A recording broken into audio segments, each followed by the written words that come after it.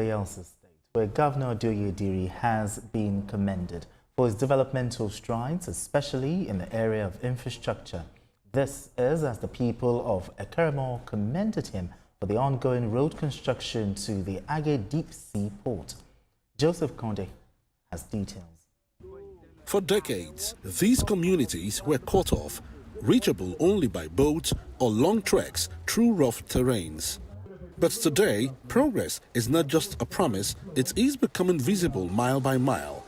The 27.8-kilometer Ekeremor-Agge road is set to open up new economic opportunities, linking far-flung settlements to the Agge deep sea port and giving life to Bayelsa's blue economy vision.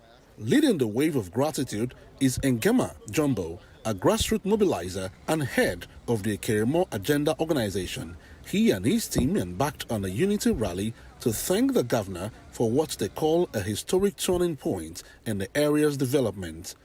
The governor can decide to channel the resources he's using to construct this Ekeremor-Agge road to any other place, and there's nothing you can do. But governor, out of his magnanimity, decided to do Ekeremor-Agge road. We are backing him and we are saying that we are behind you. We are behind you wherever you're going to. We are cheering you up. We are behind you wherever you're going to. And whatever you think that you can do for the women of Ekeremor local government, for Ekeremor local government in general, do it for us. The first phase of the project stretches from Ekeremor town to Undoro and a spur leading to Peretorubene, opening up trade routes and easing movement for farmers, traders, and school children. Locals say it is a new dawn for communities once isolated by geography and neglect. Governor for us has done enormously well in strategic infrastructural development. You can see projects here and there, bridges cutting across communities. You can see internal roads like we've all said before. So for us, it's a big platform to say thank you. We celebrate people who are success, who knows what to do, who impact lives, who believes in the people, who put the state first before its interest. And that is why you can see this crowd coming to celebrate a man that has believed in his people.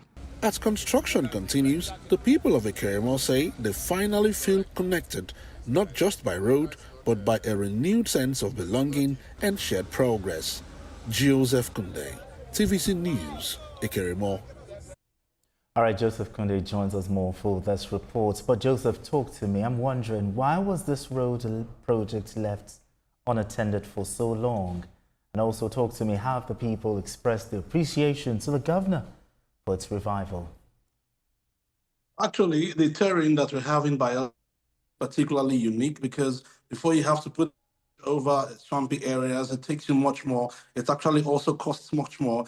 And then the road was abandoned for about 3 years from when it was when it started the construction. It was abandoned for 3 years based on logistics and every other thing that I just cited. And the governor has now seen that no, it is a good time for the road to continue reconstruction, and that is exactly what the mantle that he gave to the commissioner for works, that the man had to go about doing it for them. Now, for the people, they are extremely positive and elated about what the governor is doing for them because, like they said, he could have used to do anything else, but he said, no, let me do this one.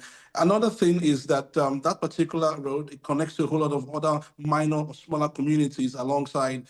Currently, as we speak, they have done a lot of sand filling to about 7-kilometer work, and then they've gotten to a part where they have to cross a little bit of I want to call that a lake now before they will have to move over to the other end of it. So work has been ongoing and it has received a whole lot of positive from the people in ensuring that, yes, the job should continue.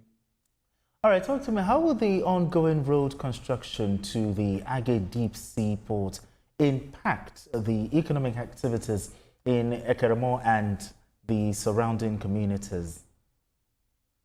There is a 3 billion naira joint agreement between the state government, the federal government, and of course private partnerships when it comes to the making of that Agge deep sea port. But those implementations cannot come to the fore because there is no access road to the deep sea port. And you know what happens when that deep sea port, when the access road to the deep sea port happens sorted out? It means that we can have a lot of economic activities improved in Bayelsa, talking about job creation for the youths, the teeming youths around the environs, and of course others. areas. And it also means that we'll have less congestion from the ones that is in Lagos and in Port Harcourt. So if we have the deep sea port in Agge really functional, that means that we could have some viable goods coming through instead of you passing through either vehicles, instead of you passing through Lagos or passing through Port Harcourt. You can just come straight to the Agge deep sea port in Bayelsa. So it's really tells a whole lot. That's why some people will tell you that even the 3 billion naira that was earmarked for it might not even be enough for it. All right, Joseph,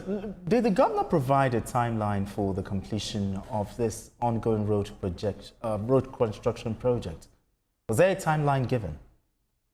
Absolutely. He gave a 24-month timeline for it to be able to, at least, the first phase is what we are looking at right now. A 27.8 kilometer is already been filled. We are now looking forward to the other phase. So he gave a 24-month time frame for the particular completion of the road to ensuring that the people have the best of governance in the Ekeremor community.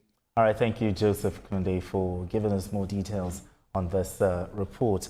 So, lots of things to actually chew on, talk about stories from Ondo State, talk about the digital summit that was held.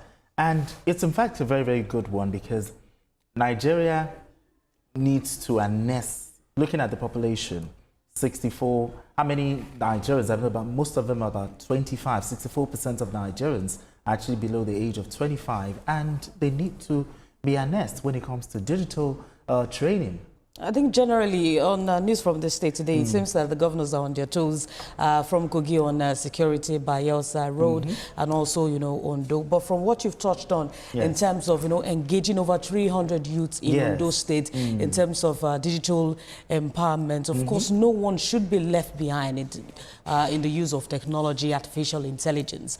Technology does not just serve as a tool to reach the world, to reach the global stage, but it also serves as a tool of self-employment, where many persons do not have to even, learn under many persons. You can learn some of these things yourself, be an employer of labor yourself. So it's good that the governor is looking into this, encouraging the youth to go more into the use of digital skills, especially for Ondo State that has a lot of, riverine areas. This should not cause a divide between the rural and the urban areas. Everyone should have access. But what I have issues with, most of the places in the rural communities, the infrastructure, electricity, approximately 48.15% as of talk about internet penetration, but the infrastructure, are those things available?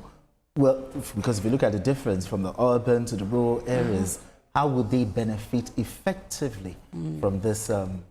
Well, we should commend the state government because a step is better than no step at all.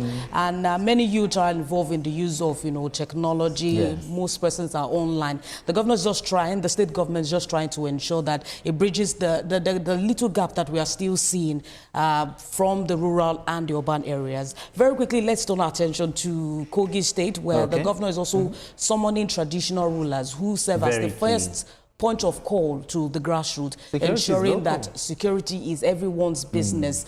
These traditional rulers serve as the first point of call because they have more information, they have more access, and when they sense some kind of things, suspicious activities at their level, they're able to alert the security agencies. I think it's very important because most of the time, the traditional rulers and the people around, intelligence gathering, intelligence sharing, but there needs to be this synergy between the security agencies and the traditional rulers, and the people need to trust the security agencies. I like what you mentioned, trust. Trust is very important, ensuring that if I'm going to give information to the security agencies, I should also be protected. That's a fine place to leave it for now, Shegu. Thank you for joining us at this time.